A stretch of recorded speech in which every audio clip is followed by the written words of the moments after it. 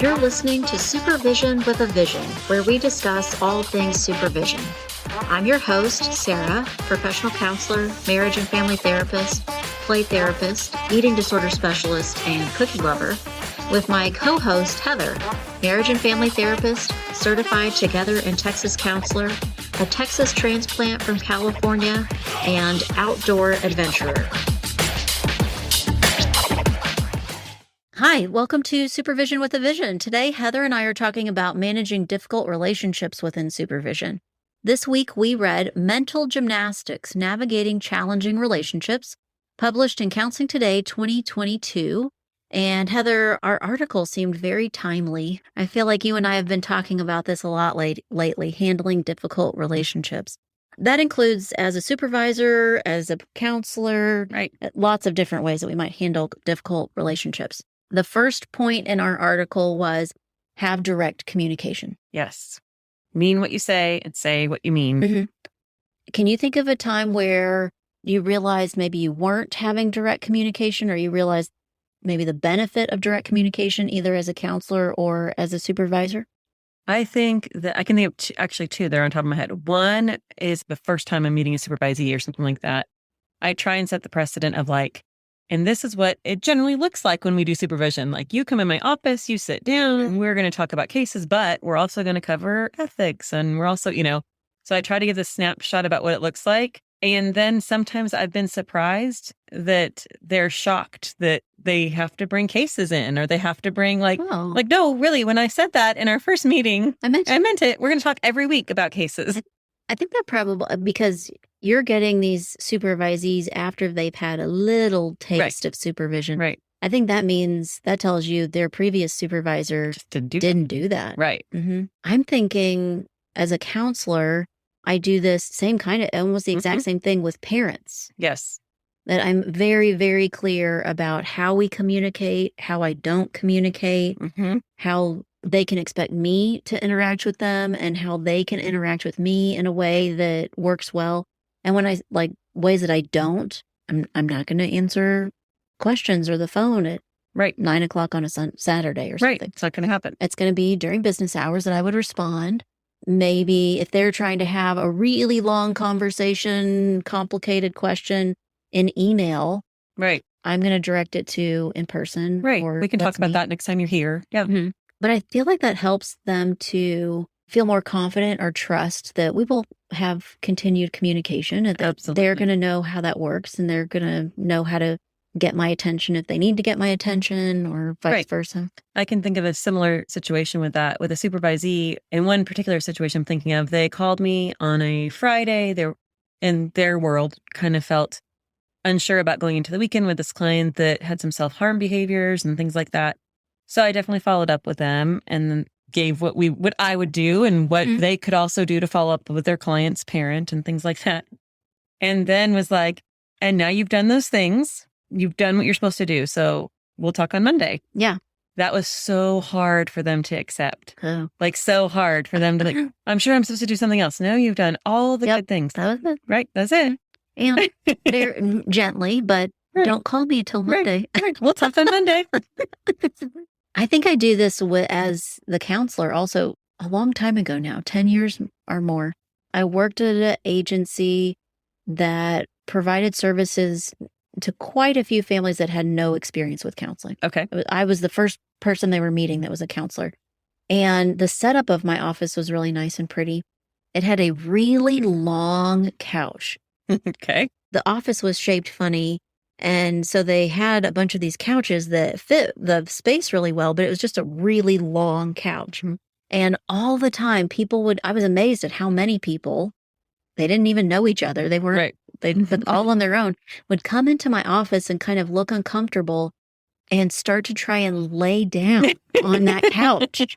And I would go, no, it's okay. We're going to sit. We don't have to lay down. In here, we don't lay down.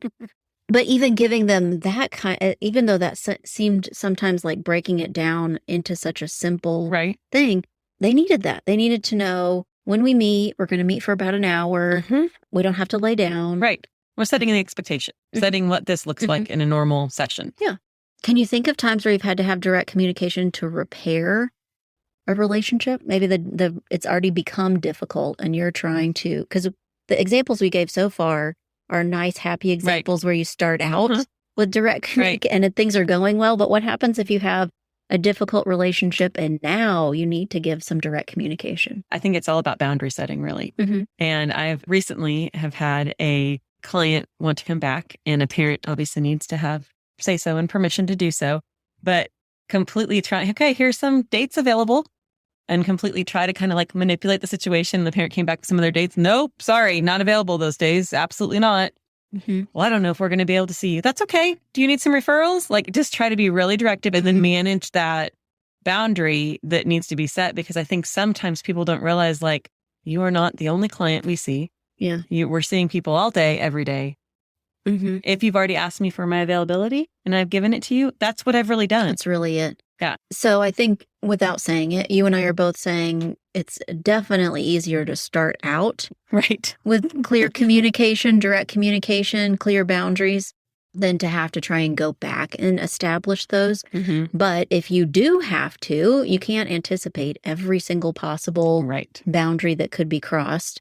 But if you do have to go back, then you have to really be clear. And are you saying also really stick to it? Yeah, don't make the exception just because. And I think especially counselors are, if we want to help someone and we're trying to be in that like mindset of like nurturing and caretaking and all these things. And especially I've had the conversation with my supervisee when they don't want to charge for a missing appointment.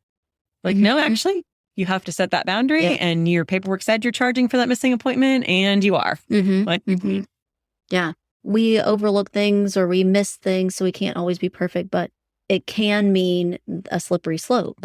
If you miss being clear with your communication, but you can go back and do it. You can repair it. Just might be tricky. The next point that we surmised from our article was identify motivation. And we're talking about that in our role as the counselor or the supervisor, we're going to identify the motivation of the other person that we're in a relationship with.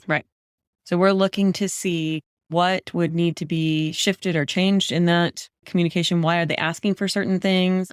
Had an interesting one that comes to the top of my mind is a situation where one of my supervisees was working at a offsite location where they had a manager who just also happened to be a supervisor, but not their supervisor. So this is a person who works at an agency, not an agency that you work at. And within that agency, they have a boss who manages them. And that boss happens to also be a clinician who's a supervisor, but is not their assigned state-approved supervisor. You are. So for this person, lots of people find themselves in that situation. They've got to figure out how to manage more than one relationship. And I was quickly identifying that this supervisee was struggling because her boss really did have the best, and that's their boss's job, to have the best eyes on the agency as a whole.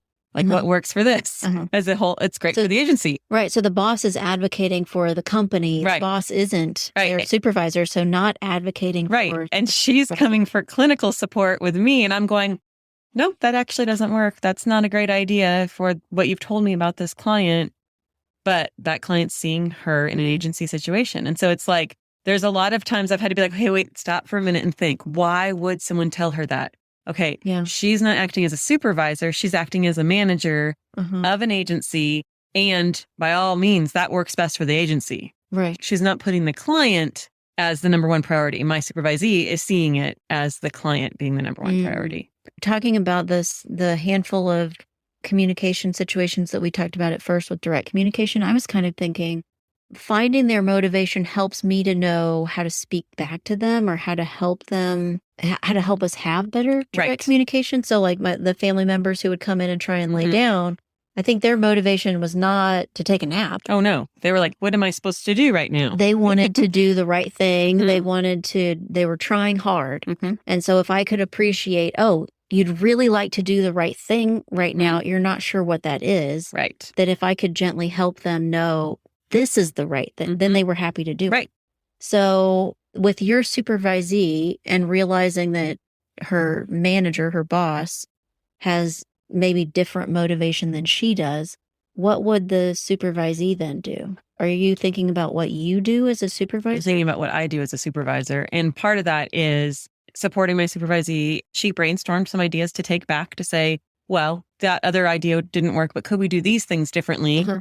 This client situation is something that I would, knowing the details I know, it's going to be replicated. Like this is not going to go away. This is not a one-off. This is something that many teenagers that are in treatment at this type of facility are going to experience. Like this is something that, like, I'm not trying to say agency whole, they haven't figured out yet, but I think there is no protocol yet for that, and they will figure that out. Like, so hopefully there's a middle ground for my supervisee to be able to help her client in the most appropriate way while still following the rules of the agency. I wonder if this is relatable or compares. I had a supervisee. I've had more than one that I think this was their motivation, that we're talking about something that they need to do as part of their role as a new counselor, and they don't want to do it. Oh, yeah. And they're avoiding. They're just not doing it. Right. And so the one that comes to mind is that I had someone who, in supervision, we talked through a client, and I decided, I mean, they weren't really on board, right? But I decided, that this needs to be an abuse report made, and said, okay, so this week you need to make an abuse report. And the next time we met, I followed up, and they had not made an abuse report.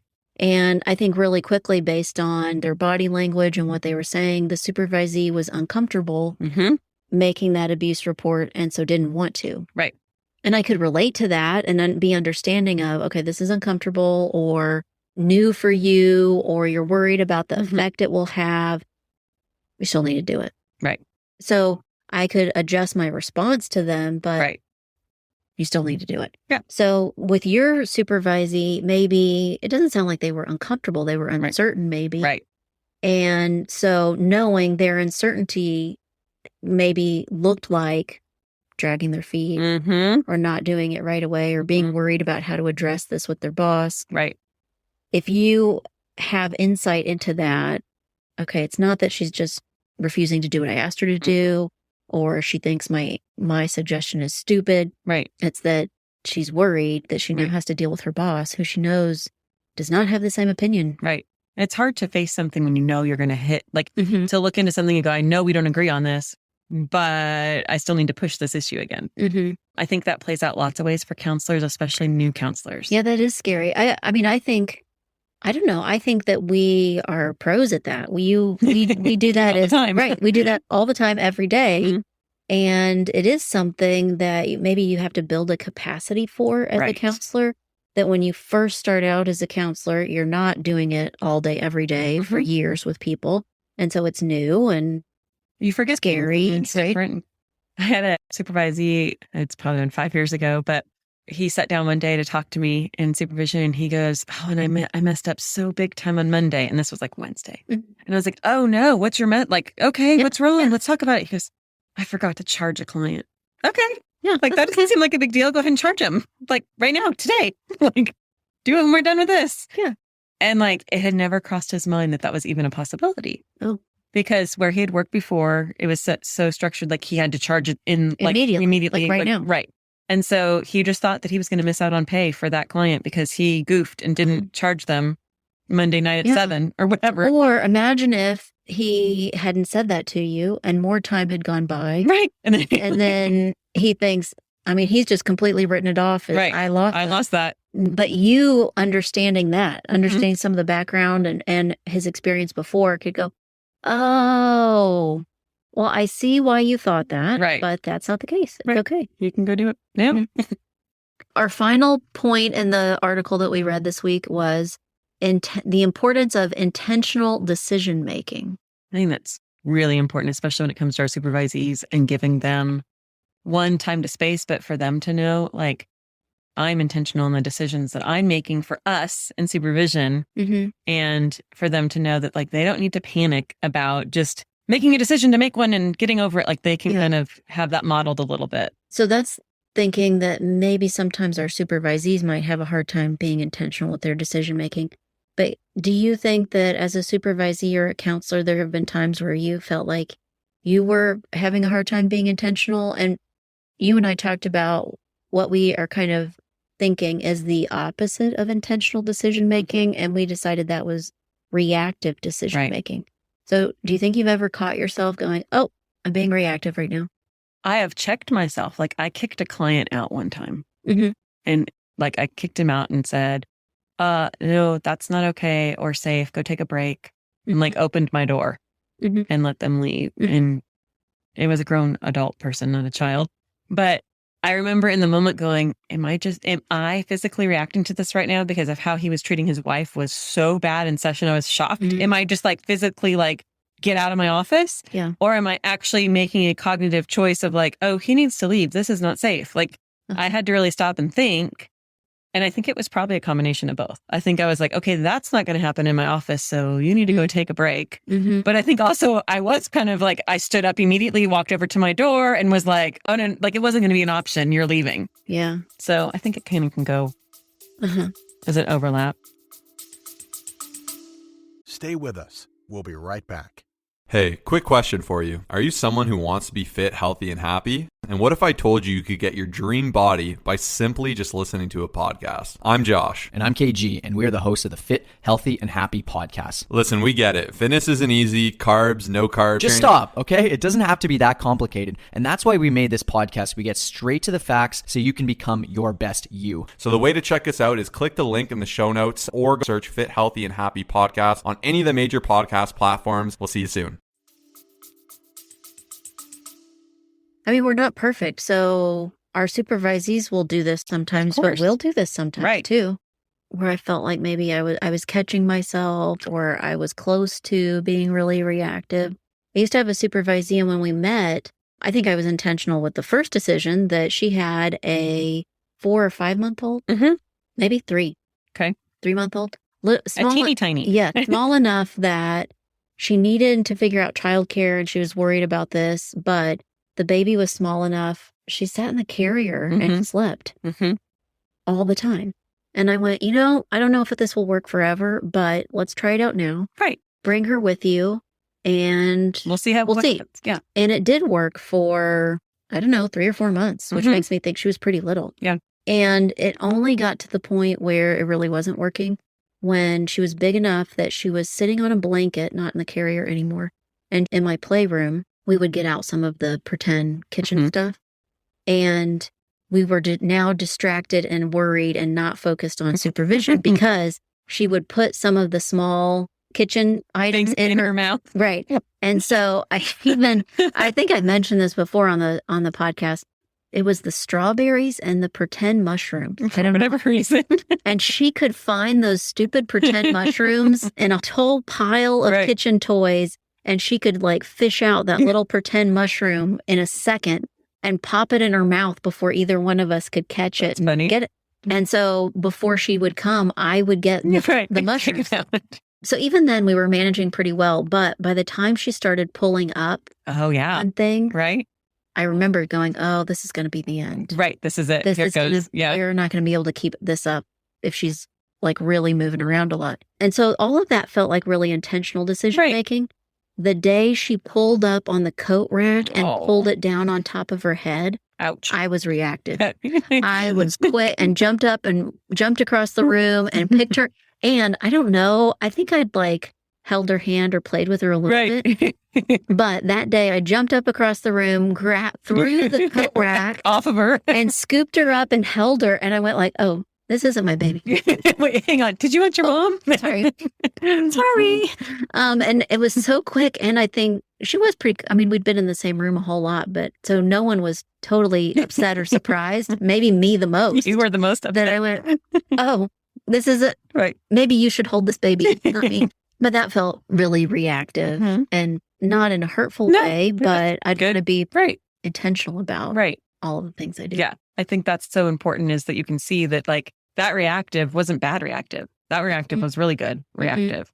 Most of the time, because what if it was a baby that wasn't comfortable with me or a mom who didn't want me to do Don't that? touch my baby. Right. Those things might not have worked, but I think this maybe happens to me more often, or I could feel it happening more often when I'm tired. Oh, yeah. I agree with that. Or like the end of a long day. I've seen a lot of clients that maybe I can think of. I had a client not that long ago with an eating disorder, and they were describing what they'd had for a meal or something, which is common. Right. And their combo of things, and it wasn't the world's worst combination of things, or, I mean, it's not a bad example of Right. something to have for breakfast. But I just went, ew, yuck. You're like, wait, did that come out? And I did mean it. Like, I still think, yes, I was still trying to communicate. And also a characteristic of someone with an eating disorder that's progressed for a long time. They didn't know combinations that made sense. Right. And so they'd put together two foods that Would not don't go. taste good together. Right. So I probably could have said that in a different way. But the first thing out of my mouth was, ew, yuck. And then I said, those are not flavors that go well together. Right. That those don't Right. taste good in our mouth together. And so somebody without an eating disorder, no big deal. Right. Somebody with an eating disorder is going to interpret that in a way that Could was be not intended. Right. So intentional decision making. Can you think of a time where you just really nailed it and you had amazing intentional decision making? I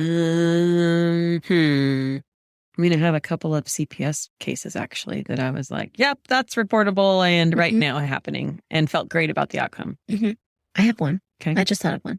I know this isn't the only one, but I always feel like this when I think that was so like superhero counselor like of me. Ta-da! Yeah, that like, wow, that was a really great moment that I said what needed to be said, and it was the right timing, and it was in some cases maybe felt courageous because it was maybe a hard thing to say, but it needed to be said. I worked at a hospital, and I was a pretty young counselor at the time. I worked at a hospital, and it was a locked unit, and right outside the hospital was the waiting area, a reception desk, and a bathroom. Okay. And I was waiting on a family, parents. And I was going to meet with the parents, and then we were going to pull the kid in and meet as a family. And I'm waiting, and I'm kind of like peeking around and looking and going, where are these parents? I realize they're in the bathroom together. Oh, okay. And so I stood. I think I went through all of this. Right. I went like, what am I going to say? And then I thought, I'm kind of mad. Yeah. Well, I'm mad. and good or not good, I don't know. I had enough time while they were in the bathroom together for me to go through this thought process that I went, I'm so mad. Wait, that's not going to be effective. Right. If you're mad, you're not going to communicate what you need to communicate. So I thought through what I was going to say and how I was going to do it and what would I. So I decided, I mean, how more effective than to be really, really, really direct. So I decided I wasn't going to wait till they were in my office. I went and stood right outside the bathroom door. Yes, because this is where you're supposed to meet me. Not sure why you're both in the bathroom. So I stood right outside the bathroom door until they both walked out together, giggly, younger than they were at the time. Gave them my best mom look. Right. And said, I think I even identified their motivation. I appreciate that the two of you don't get a lot of time together and that you would like to have time with each other. But when your child is admitted to the hospital and waiting on an appointment is not the time, nor is this an appropriate place for that. And you were like, and I was like, killed it. I killed it. It was so good. And the looks on both of their, and I'm telling you, they walked out giggly, like holding hands. Right. And man, they dropped each other's hands quick. They're like, uh-oh. And I think the dad said something like, yes, ma'am, I'm so sorry. I'm so embarrassed. It won't happen again. It fit what we're talking about, direct communication, identify the motivation, intentional decision making. I made it clear that we were going to move on. Right. There's nothing. We're done. We had this. We don't need to talk about it anymore. Right. We do need to get on with our appointment that needs to start right now. Right. And I thought, amazing superhero killer moment. Yeah. So I think I've had a couple of those that I get excited that, man, that was so good. Such good timing. So can you think of any like that? I have had a couple of them with, usually it's with when I'm bringing in another family member, right? Like I'm already working with one client and I'm bringing in either a parent or a sibling or something like that. And usually if I have a teenager, I always say, okay, we're going to talk to mom and dad about X, Y, and Z. So they're prepared. And then in this particular case, they said to me, well, that's not really going to work. My dad likes to talk. And I was like, that's okay. We'll stay on topic. Yeah. And we go in, and sure enough, Dad's wandering. He's a talker. He's wandering about other things. And so I redirected, and I was like, actually, we only have 20 minutes left. And our focus is to make sure that we talk about our week coming up and what things are going to change, in the house and dynamics. And he still wandered. His child gently corrected him. I'm like, Dad, take it seriously. This is really important to me. Wow. And so we wrapped up at the end, and I said, and next time, if you'd like to set an appointment with one of our other, to set an appointment with one of our other therapists, they can maybe help you with some of these executive functioning skills. And he was like, yes, I'm so sorry. When I'm nervous, I deflect, and and he's going on and on, which I hadn't even picked up on that he was nervous because I had a relationship with him. But I thought at the same time, I was like, that was so good I even said anything, because he wouldn't have even told me that. And then I could have a different appreciation for where he was at. Oh, okay, I didn't even pick up on it. Well, I was going to say, I think the way you said it must have made it possible for him to say hear that. It. Yeah, to I do this thing where I get worked up. So difficult relationships are super challenging. They are definitely a part of being a counselor and a supervisor, but it's exciting and rewarding when we hit the target. When we nail it. Yeah. Well, thanks today for listening to Supervision with a Vision. You've been listening to Supervision with a Vision. Head on over to iTunes to subscribe, rate, and leave a review. Be sure to check us out on Facebook and Instagram at Therapy Academy to join the conversation and get show notes. We'll be back next week with more Supervision with a Vision.